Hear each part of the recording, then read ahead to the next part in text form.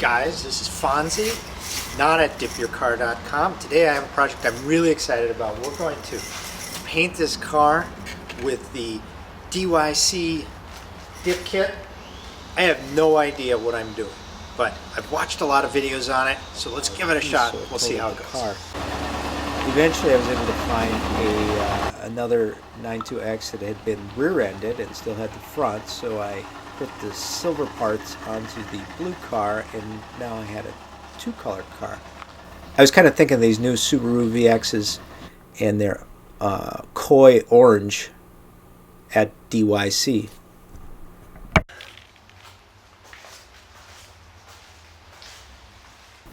I used the blue painter's tape mostly to mask, but I also used some sort of regular masking tape so that I would get a sharper line. I think that was probably a mistake because it just was really hard to remove. I think the blue painter's tape would do just fine everywhere. So in addition to being multicolored, it's got an assortment of scrapes and dings. Obviously, I could putty this. Oh, I shouldn't have put my fingerprints on it. I've already pre-dip coated it, so I've scrubbed all the oil and all the macro fibers off with my microfiber cloth.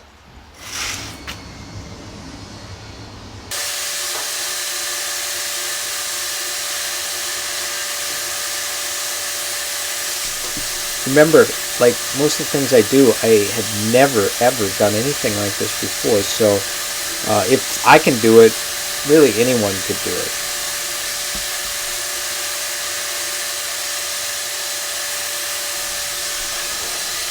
I decided to buy the whole sprayer kit from DYC, even though I had an air paint sprayer. It wasn't terribly expensive, and I figured I'd give them the benefit of the doubt that they know what they're doing. It seemed kind of cheap when I got it, but actually it really worked quite well. I'd probably buy it again. Well, I'm not sure what the alternative would be. It worked perfectly, so I guess in the end I was glad I bought it. When I ordered the stuff from DYC, I just talked to the person that answered the phone who seemed pretty knowledgeable about everything. I told him I had a two-color car and that I wanted to paint it koi orange. It was his suggestion that I use 2 or 3 gallons of gunmetal gray as a base coat over the whole thing. I think it was 2 gallons, and then 2 gallons of koi orange, and the last coats mixed with a gallon of their gloss top coat to give it a satin finish. I've got the first gallon of the gunmetal gray, which is kind of the base coat, down, and it hasn't been too difficult. I've been trying to go slowly and put really thin coats on, and I kind of like this gray color. It's pretty cool, actually. I'll show you what it looks like here.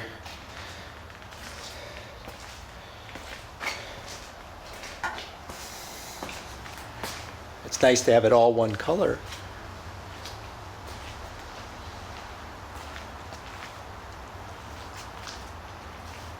So I am going to put a couple more bottles worth of gray on. It said to use 2 full gallons. That just seems like a lot. I've got 4 full coats of the gray on, and then I've got 2 more gallons of orange that goes on top of it. And I have no idea what I'm doing, and that's what they told me to do, but I suppose at the same time they like to sell product, so it just seems like that's way too much.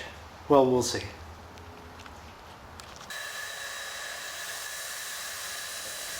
It sort of seemed like a waste of the gunmetal gray base coat not to put some sort of accent stripes on it, so I masked off these sections on the hood and then I painted the rest orange. Now, my huge mistake was to use this light colored masking tape, kind of your regular masking tape that you use for whatever, and it just ended up sticking to the base coat and pulling it off when I did it. If I had just used the blue tape, it would have worked out fine.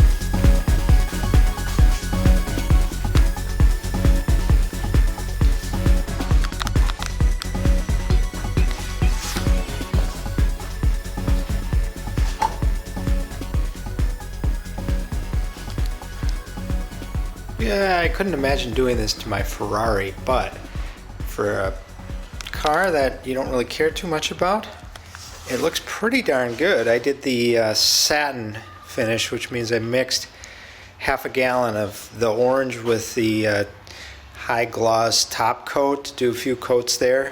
I noticed that that seemed to react with the tar that was left here.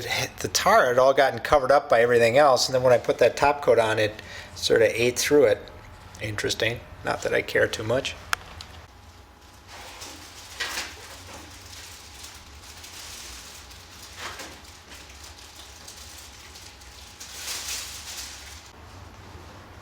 So I've got my cool tiger stripe with the battleship gray. Looks kind of blue, but that's gray.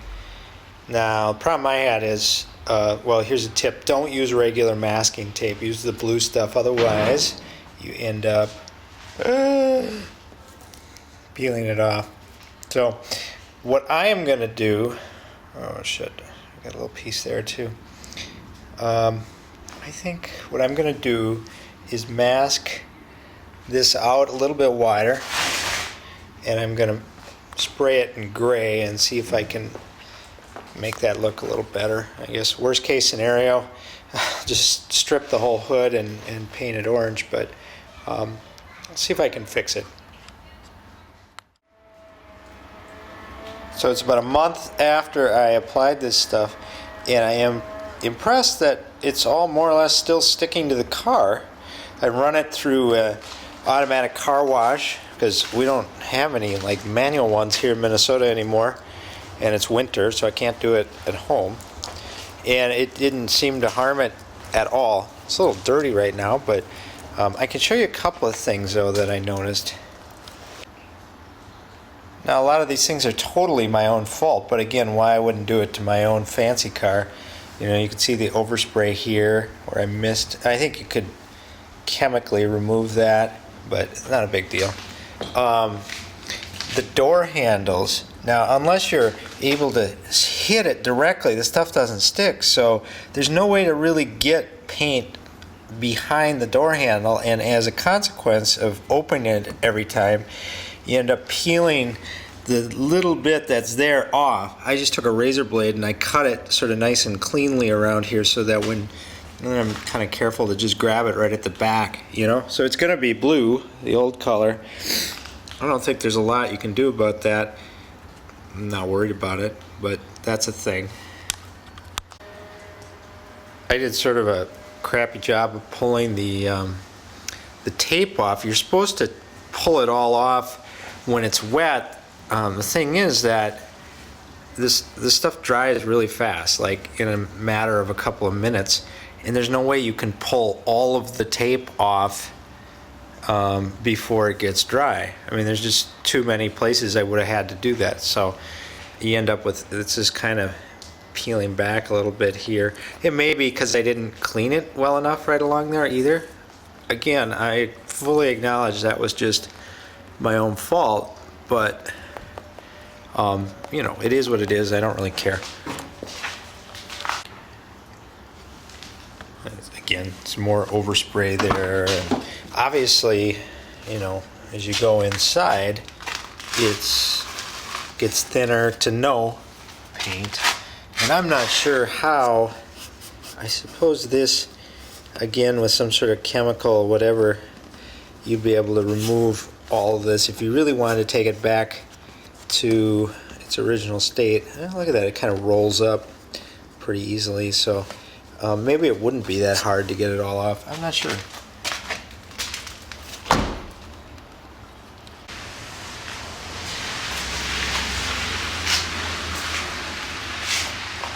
Well, like I said, a month in, it still looks fantastic, especially right after I wash it, but it's a little dirty right now. If it lasts a year without looking too ragged, I'd consider that really a great result. We'll see how long. I'll update you on it.